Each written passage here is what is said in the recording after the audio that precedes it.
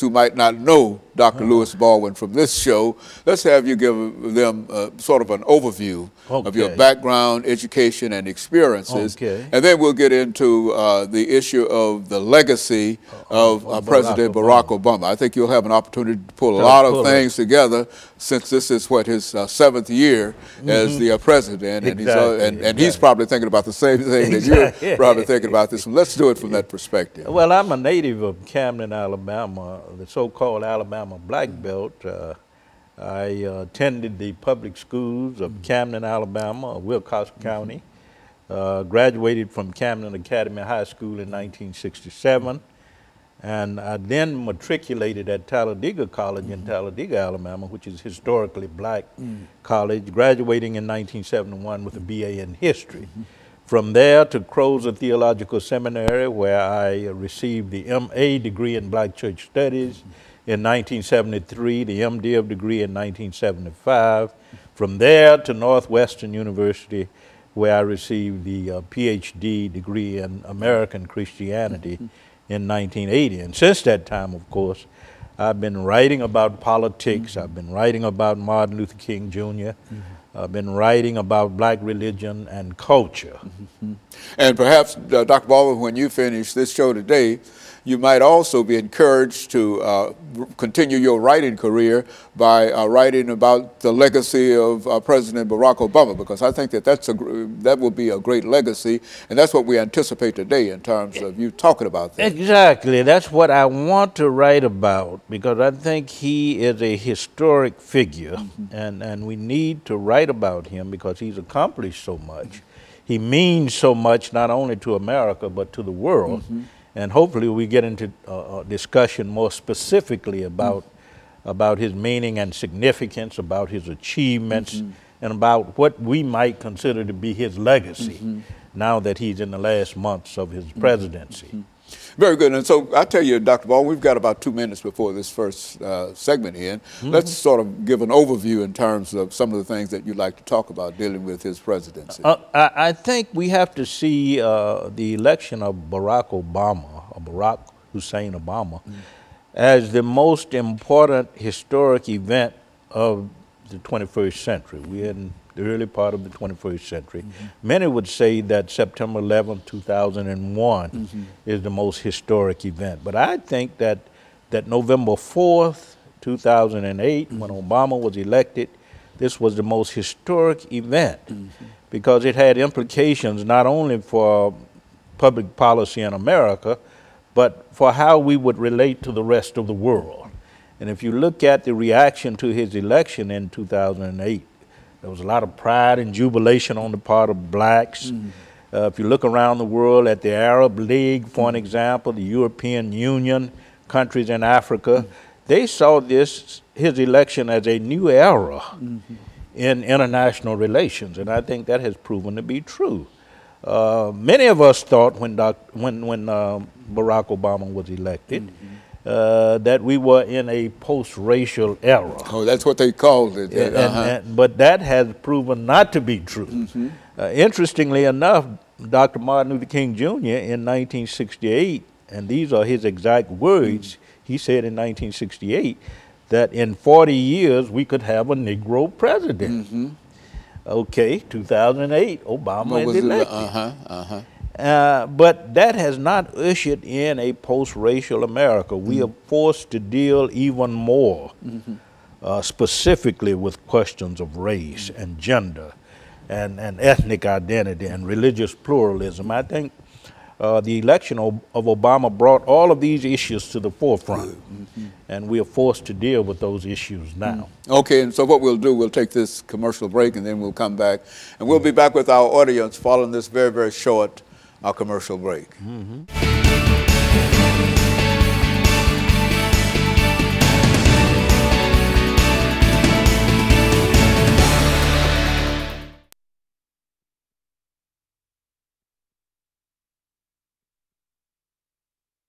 Seconds too soon. Good, there you go. Now this is an 8-minute segment. Okay. This is his achievements. Yeah, that's good. That's good to have all of those in one spot. Yes, exactly. So what did Obama do? Well, he did. That's what I like to hear. Yeah. How's the weather out there? Is it still? Oh man, it's hot out there. Yeah, that's what I figured. I wanted to go fishing, but I'm not going to be able to do that this evening. You a fisherman? Oh man. Oh no. Do a lot of fishing, man. Oh yeah, you do. Marlbone Lake, Old Hickory Lake. Oh yeah. Yeah. Old Hickory Dam. Do you ever catch anything? Oh yeah. A lot of cat and brim and. Oh yeah. And bass. Yeah. So you're a real fisherman. Crappie. Oh, absolutely. Oh man, I know my experience with fishing was going out way out in the woods with my uncle. I see. And he decided that he will not leave until he used all the baits. And then he's up there on that end fishing, and I'm on this end throwing in the baits. I see. So I was ready to go, But yeah, I used to go out and I used to stay all day long, go early in the morning. That's what late at night. And come in late at night. Late at night. That's right. I go up to Marlbone Lake in Ashland City. It's sort of up in the mountains, and deer will come stand right by you. Of course, there are a lot of snakes up there. 30 seconds. This is the second segment, right?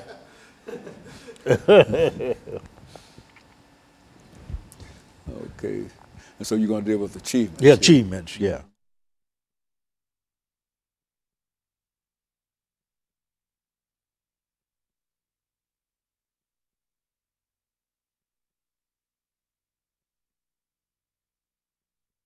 Thank you and welcome back to the second segment of the show for today.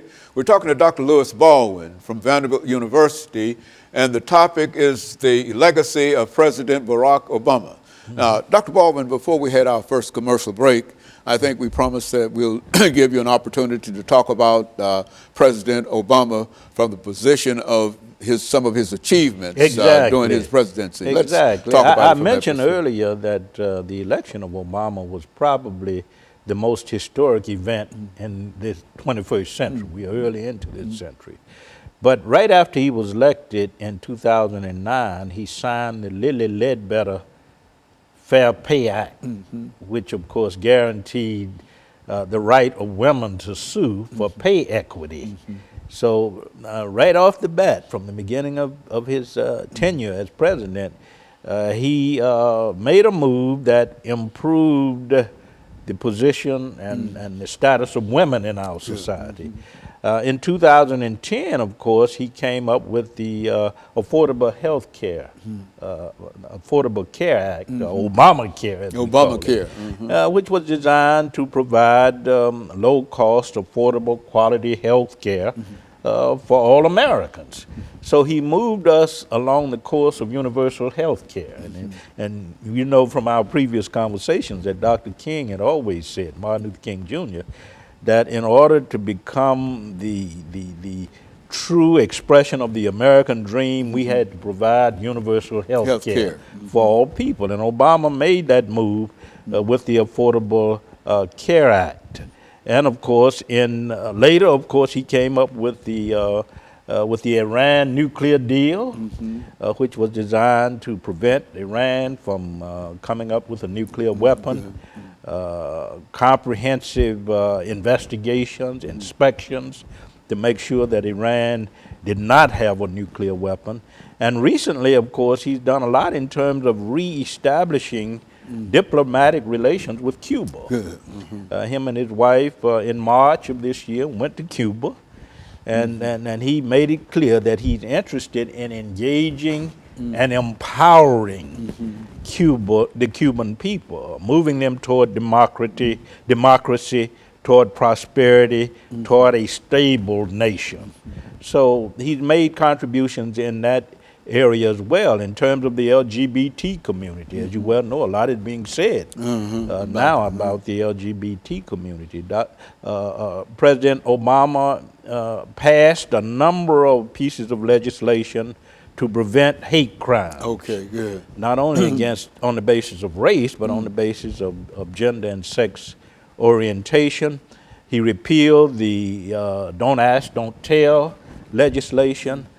So he's been active in that regard as well. He's done a lot in terms of advancing the freedoms of not only black people, but LGBT people, Muslim people, people of other racial and ethnic backgrounds. I think he's done more than any other president in my lifetime to advance the freedoms of various peoples in our society, ethnic groups, racial groups, religious groups, etc.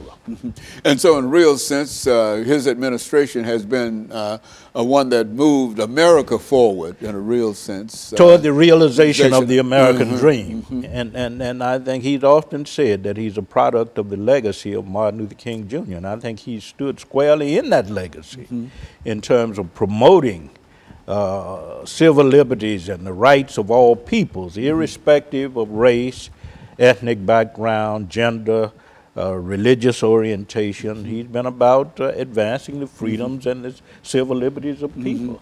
You know, I'm glad you said that, Dr. Baldwin, because when you look at what is going on around the world today, you find that there is still a great need in terms of having a person with the sensitivity of a Barack Obama in the White House. And so while he might be leaving, we can still look at some of the things that he was able to accomplish and recognize that there's quite a bit to build on. Exactly. Not only on the domestic level, but on the global level. I think Obama, more than any other president in recent times, has been able to engage the challenges of globalization. And globalization has put certain demands on us in terms of how we relate to other countries, in terms of how we relate to peoples of different ethnic and racial and national backgrounds. And I think he's been able to engage the process of globalization on those levels. As well as the environment. That's one of the things that I think about all the time when you talk about globalization and et cetera. This whole idea of climate change and climate warming and et cetera. He's been quite active in that. Getting together with nations like China and other nations to address the issues of climate change and other issues relative to globalization. So he's been, I think, a president with a global consciousness. And I think that's very, very important in